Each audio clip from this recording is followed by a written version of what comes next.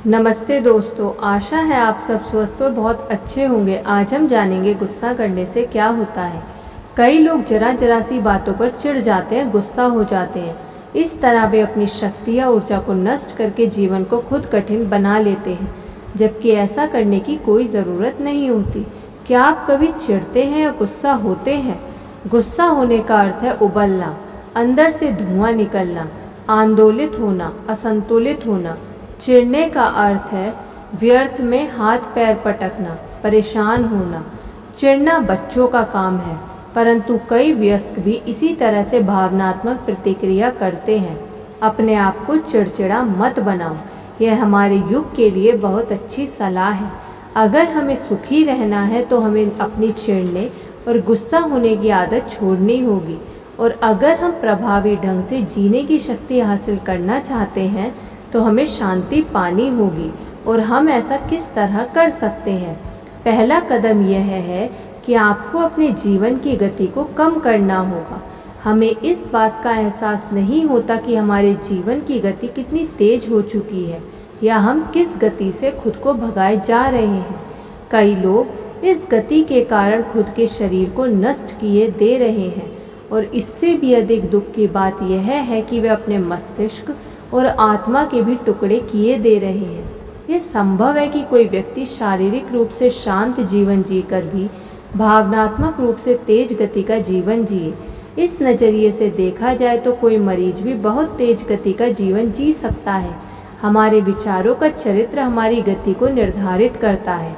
जब हमारा मन एक उत्तेजक गतिविधि से दूसरी उत्तेजित गतिविधि की तरफ बेतहाशा भागता है तो यह उत्तेजित हो जाता है और इसका परिणाम चिड़चिड़ापन होता है। अगर हम अति उत्तेजना और अत्यधिक रोमांच का शिकार नहीं होना चाहते तो हमें अपने आधुनिक जीवन की गति को घटाना चाहिए। यह अति उत्तेजना शरीर में जहरीले रसायन बनाती है और भावनात्मक बीमारियों को जन्म देती है। यह थकान पैदा करती है और कुंठा का एहसास भी कराती है। इस वजह से हम अपनी व्यक्तिगत समस्याओं से लेकर अपने देश और दुनिया की दशा तक सभी विषयों पर चिढ़ते और गुस्सा होते रहते हैं। अगर इस भावनात्मक असंतोष के प्रभाव शारीरिक रूप से इतने अधिक होते हैं तो इसके प्रभाव हमारे व्यक्तित्व के उस गहन आंतरिक स्थल पर कैसे होते होंगे जिसे हम आत्मा कहते हैं। यदि गति को इतनी उत्तेजनापूर्ण और तीव्र रखा जाए तो मन की शांति मिलना असंभव है। ईश्वर की गति तेज नहीं है, वह आपके साथ इतनी तेज गति से नहीं चलने वाला। वह इस तरह की बात कहता है, अगर तुम इतनी मूर्खतापूर्ण गति से भागना चाहते हो तो भागो, और जब तुम थक जाओगे तो मैं तुम्हें ठीक कर दूंगा। परंतु अगर तुम अपनी गति को थोड़ा कम कर लो और मेरे अनुसार जियो और चलो तो मैं तुम्हारे जीवन को समृद्ध बना सकता हूँ। ईश्वर की गति निरंतर है, धीमी है और पूरी तरह संतुलन में है। जीने की सबसे बुद्धिमानी पूर्ण गति ईश्वर की गति है। ईश्वर हर काम को सही तरीके से करता है और किसी काम में जल्दबाजी नहीं करता। वह कभी चिढ़ता नहीं और ना ही कभी गुस्सा होता है। वह शांतिपूर्ण है और इसलिए कार्यकुशल भी है।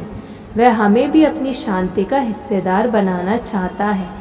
मैं तुम्हारे लिए शांति छोड़ता हूँ, मेरी शांति अब मैं तुम्हें प्रदान करता हूँ। एक तरह से देखा जाए तो यह एक दुखद पीढ़ी है, खासकर बड़े शहरों में। नर्वस टेंशन, कृत्रिम रोमांच और शोरगुल के कारण जीवन दूभर हो चुका है। देहातों में भी यह बीमारी फैल रही है क्योंकि वायु की तरंगों द्वारा तनाव वहाँ भी पहुँच जाता है। मुझे एक वृद्ध महिला की बात पसंद आई थी जिसने इस बारे में बात करते हुए कहा था, जीवन इतना डेली हो गया है। यह टिप्पणी निश्चित रूप से दैनिक जीवन के दबाव, जिम्मेदारी और तनाव के बारे में बहुत कुछ कह जाती है। इसकी निरंतर लगातार मांग हमें हमेशा दबाव और तनाव में रखती है। ये विचार भी आता है कि कहीं यह पीढ़ी तनाव की इतनी आदी तो नहीं हो गई है कि कई लोग इसके बिना सहज अनुभव नहीं कर पाते और चैन से नहीं रह पाते। जंगलों और घाटियों की जिस शांति से हमारे परदादा परिचित थे, अब इंसान उस शांति का आदी नहीं रहा। आज इंसान के जीवन की गति इतनी तेज हो गई है कि वह शांति और नीरसता के उन स्रोतों का दोहन करने में असमर्थ है जो भौतिक संसार में उपलब्ध हैं। मेरे एक मित्र को दबाव के कारण मजबूरन आराम करना पड़ा और उसने मुझे लिखा, इस मजबूरी के आराम के दौरान मैंने कई सबक सीखे। अब मैं पहले से बेहतर जानता हूँ कि शांति में हमें उसकी उपस्थिति का आभास होता है। जीवन की धारा कई बार कीचड़ से अस्वच्छ हो जाती है, परंतु कीचड़ भरा पानी अगर रुक जाए तो साफ बन जाता है। एक डॉक्टर ने एक मरीज को बड़ी अजीब सी सलाह दी। मरीज एक आक्रामक और अति महत्वाकांक्षी किस्म का बिजनेसमैन था।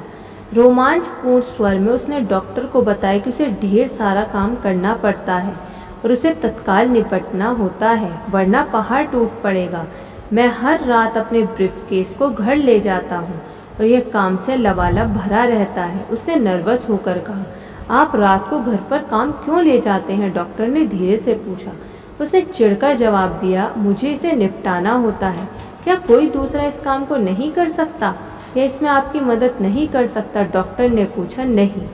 मरीज ने झट से जवाब दिया, नहीं, मैं अकेला ही इसे कर सकता हूँ। इसे बिल्कुल सही तरीके से करना ज़रूरी है और मैं ही जानता हूँ इसे करने का सबसे अच्छा और सबसे तेज़ तरीका कौन सा है। हर चीज़ मुझ पर निर्भर करती है। मैं आपको जो दवा लिखूंगा, क्या आप उसे ले लेंगे? डॉक्टर ने पूछा। इसके बाद डॉक्टर ने जो पर्चा लिखा उसे जानकर आपको हैरानी होगी। मरीज को अपने काम के हर दिन में से 2 घंटे का समय लंबी दूर तक घूमने जाने के लिए निकालना होगा। फिर उसे हर सप्ताह आधे दिन की छुट्टी लेनी होगी और यह आधा दिन उसे कब्रिस्तान में बिताना होगा। हैरान होकर मरीज ने पूछा, मैं आधा दिन कब्रिस्तान में क्यों गुजारूं? क्योंकि डॉक्टर ने कहा, मैं ये चाहता हूँ कि आप कब्रिस्तान में जाकर टहलें और उन लोगों की कब्र के पत्थर देखें जो हम वहाँ हमेशा के लिए सोए हुए हैं। मैं आपको इस तथ्य पर चिंतन करने के लिए कहूँगा कि वहाँ ऐसे कई लोग हैं जो आपकी तरह सोचते थे कि पूरी दुनिया का भार उन्हीं के कंधों पर है और अगर वे काम नहीं करेंगे तो दुनिया चलना बंद हो जाएगी।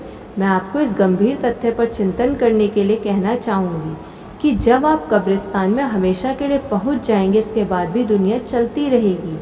हालांकि आप महत्वपूर्ण हैं, परंतु दूसरे वह काम करने लगेंगे जो आप अभी कर रहे हैं। मैं आपको सुझाव दूंगी कि आप कब्र के पत्थर पर बैठ जाएं और इस वक्तव्य को दोहराएं, क्योंकि 1000 वर्ष तेरी दृष्टि में ऐसे हैं जैसा कल का दिन जो बीत गया या रात का एक पहर। धन्यवाद। आपको ये वीडियो कैसी लगी कमेंट करके ज़रूर बताइएगा। यदि आपने अभी तक इस चैनल को सब्सक्राइब नहीं किया तो सब्सक्राइब कर लीजिए और इस वीडियो को लाइक कर दीजिए। धन्यवाद।